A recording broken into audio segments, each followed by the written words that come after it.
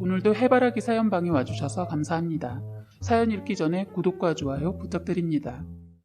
저는 이른 나이 20살 동갑내기 남편과 결혼을 해서 26살 아들 하나 있습니다. 지금 제가 말하고 싶은 것은 하나밖에 없는 아들의 사연 때문에 얘기해보려고 합니다. 아들은 군대를 다녀와서 복학을 하고 사회생활을 하고 있는 여자를 만났는데 서로 잘 지내면서 이쁜 사랑을 하고 있는 것 같더군요. 그런데 아들이 갑자기 결혼을 하겠다고 하더군요. 처음 아들의 결혼 얘기를 듣고 장난하는 줄 알았습니다. 그런데 아들은 진심이더군요.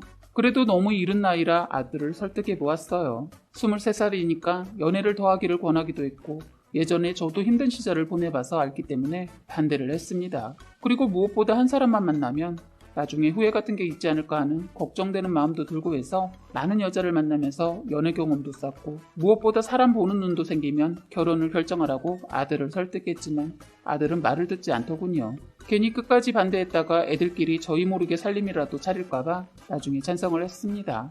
그렇게 아들은 결혼을 일찍 하게 되었어요. 며느리는 생각했던 것보다 나이가 어려도 아들보다 3살 많아서 그런지 며느리가 정말 저한테 잘했습니다.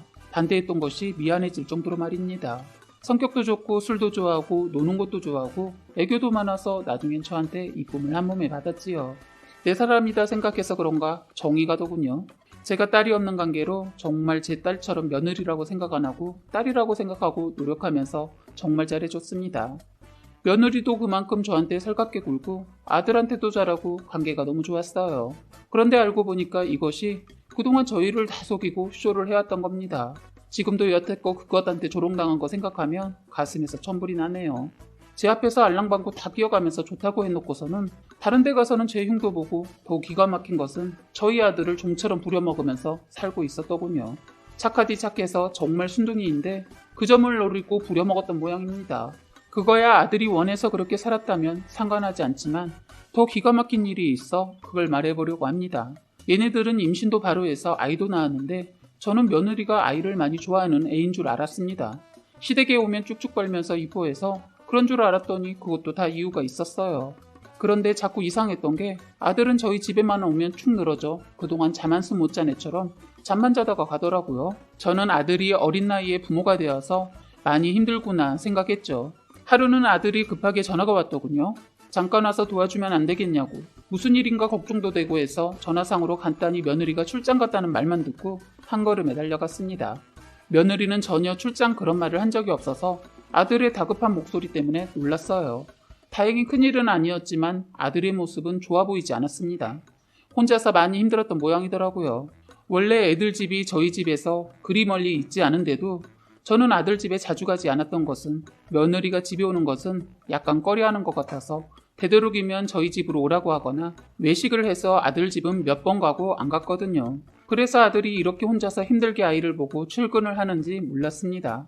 아들놈이 행여나 자기 마누라 흠잡힐까봐 저를 속이고 혼자서 다 감당하고 있었더군요. 아들은 제가 집에 들어섰는데 간단히 눈인사하고선 지 아들내미 신경쓰고 집안 청소에 밥까지 후다닥 하길래 혼자서 다 할 거면 왜 저를 불렀나 싶었어요. 아들 안색을 보니까 너무 힘들어하는 것 같아서 제가 도와주려고 하는데 저녁에 애가 앉아서 힘들 거라면서 에너지 아껴두라는 말을 하고선 아들이 정신없이 집안일을 하는 겁니다.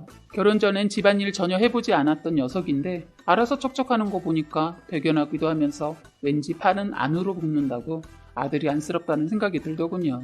한 가정의 가장이 되었으면 이런 것쯤은 할 줄 알아야 한다는 쿨한 생각을 가지고 있던 저인데 막상 혼자서 육아에 살림에 아이 취침 시간 되기 전 모든 걸 끝내려고 정신없이 움직이는 모습이 좋아 보이지 않고 짠해 보였어요. 지금까지 며느리한테 한 번도 잔소리 안 하고 그냥 이뻐만 했는데 그날 보니까 며느리가 그동안은 저한테 보이기 위한 쇼였다는 것을 알았습니다. 지금까지 해왔던 행동이 사실은 그게 아니었다는 걸 예고 없이 아들 집에 가게 되어 알게 되었네요. 예전에 제가 애들 집에 한 번씩 가게 되면 반찬도 과하게는 아니어도 직접 만들길래 노력하는 모습이 예뻐 보였는데 알고 보니 반찬은 죄다 사다 놓고 본인이 한 것처럼 생색내고 집안일도 일 다녀와서 열심히 하길래 도와주려고 했더니 됐다고 하면서 혼자서 호다닥 했는데 그것도 알고 보니 저 올 때만 하는 척 했던 겁니다. 뭐 그럴 수도 있다고 생각은 하지만 저도 시어머니라 그런지 마음은 그렇지가 않더라고요. 일하면서 집을 깔끔하게 하고 있어서 둘 다 서로 잘 도와주면서 살고 있구나 하고 이쁘게 보면서 뿌듯해했었는데 며느리 이것이 여우처럼 저희 아들을 잡고서 여우짓을 해왔더라고요. 이것 또한 아들이 잡혀 사는 것을 선택하고 아들이 좋아하는 것이라면 그것 또한 마음은 상하지만 제가 크게 관여할 것이 아니라고 생각합니다. 아들이 할 일이라고 생각했기에 이런저런 마음을 다 내려놨습니다. 그런데 다 내려놓지 못하겠는 게 며느리 출장도 이번이 처음이 아닌 것 같더라고요. 일하는 며느리라 이해는 가지만 한편으로는 아직 어린애를 두고 너무 잦은 출장을 간다는 것은 이해가 안 되더라고요. 아들은 그럴 때마다 며느리를 위해 저한테 알리지 않고 혼자서 다 감당했더라고요. 더 기가 막힌 것은 아직 어린애가 잠들 땐 당연히 엄마를 찾기 마련인데 어떻게 혼자서 감당을 했는지 아들이 대단하더라고요. 정말 그날 애가 잠을 이루지 못하고 계속 엄마를 찾더군요. 어떠한 것을 줘도 다 거절하고 오로지 엄마 하면서 계속 우는데 정말 너무 속상했습니다. 아들이 행여나 잠을 깰까봐 아이를 업고 밖으로 나왔는데도 계속 울어서 어쩔 수 없이 저희 집으로 데려왔습니다. 아들 조금이라도 더 자라고 하고선 집으로 데려왔는데 울음을 멈추지 않더니 업어서 몇 시간이 지나자 그제서야 지쳤는지 잠을 자더군요. 자면서도 몇 번은 깨어나서 나중엔 아예 업고서 내려놓지 않았습니다. 그랬더니 아침까지 잘 자더군요. 저는 뜬 눈으로 밤을 지새우고 아들 집에 가서 아들 밥을 차려주면서 살짝 물어봤어요. 수미 언제 출장 간 거야?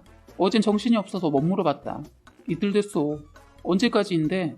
3박 4일 더 길어질 수도 있다고 아침에 톡 왔어. 그럼 너 혼자 이렇게 애 밤새 보고 출근한 거야? 그냥 모른 척해요. 말 안 하려고 했는데 어제 도저히 힘들어서. 애가 잘 놀다가도 잘 때만 되면 부채니까 힘들더라고요. 이번엔 내가 그냥 넘어가지만 네가 다 감싸주고 혼자서 다 한다고 해결될 문제는 아닌 것 같다. 알았으니까 엄마가 말하지도 않은 채도 하지마. 약속해요. 하면서 아주 다짐을 받더라고요. 아들이 이렇게까지 하는 데에는 다 이유가 있었다는데 행여나 며느리가 아기 버리고 이혼하자 할까봐 그동안 참아왔다고 하는 겁니다. 아들은 자기가 너무 외롭게 커서 그 외로움 아이에게까지 겪게 하고 싶지 않다고 하더군요. 사실은 저도 예전에 남편과 잠시 별거를 하다가 끝내는 이혼까지 했다가 다시 합쳤거든요. 저의 시어머니가 하도 유별나셔서 제가 도저히 견디지 못하고 나오게 되었는데 아이를 끝까지 안 준다고 해서 피눈물을 흘리고 혼자 살겠다고 나왔거든요. 이혼하고 3년쯤 있다가 어머님이 지병으로 돌아가시면서 그때 다시 애아빠랑 다시 살게 되었던 일이 있었습니다. 그런데 그때 3년이란 시간 동안 아들이 겪은 외로움이 트라우마가 되었는지 외로움을 견디는 것을 힘들어 하더라고요. 헤어질 때 아들 나이가 8살이었으니까 그럴만도 했을 거예요. 딸이었으면 그나마 함께하는 시간을 많이 가져서 치유하는 시간을 가졌을 텐데 아들이라서 그런지 관계 회복하는데 참 오랜 시간이 걸렸고 사춘기가 오고 나서는 얘기하는 것조차 힘들었거든요. 그나마 아들이 착해서 저한테 화를 내거나 반항 같은 건 하지 않았지만 한동안 거리감은 느껴졌어요. 아들도 제가 일부러 이혼을 했던 것이 아니었다는 걸 알고 있지만 어린 나이에 겪은 일이라 엄마를 이해해주기에는 벅찬 일이었을 거라는 생각은 들어요. 혼자 살겠다고 나가는 엄마를 그 나이에 어떻게 이해했겠어요. 남편도 워낙 착해서 견디다 못해 자기 엄마로부터 피신을 시킨 거였거든요. 가끔 아들을 어머니 눈피해서 만나긴 했는데 아들은 헤어짐의 애틋함이 가슴속에 자리하고 있는 것 같아요. 만날 땐 너무 좋은데 각자 집으로 가야 하는 시간이 되면 아들은 자꾸 시계를 보고 눈물을 머금었던 기억이 나네요. 그동안 그런 걸 잊고 지냈는데 아들이 혼자서 아이 돌보면서 힘들어하는 모습을 보고 있자니 옛날 생각도 나고 제가 너무 미안하더라고요.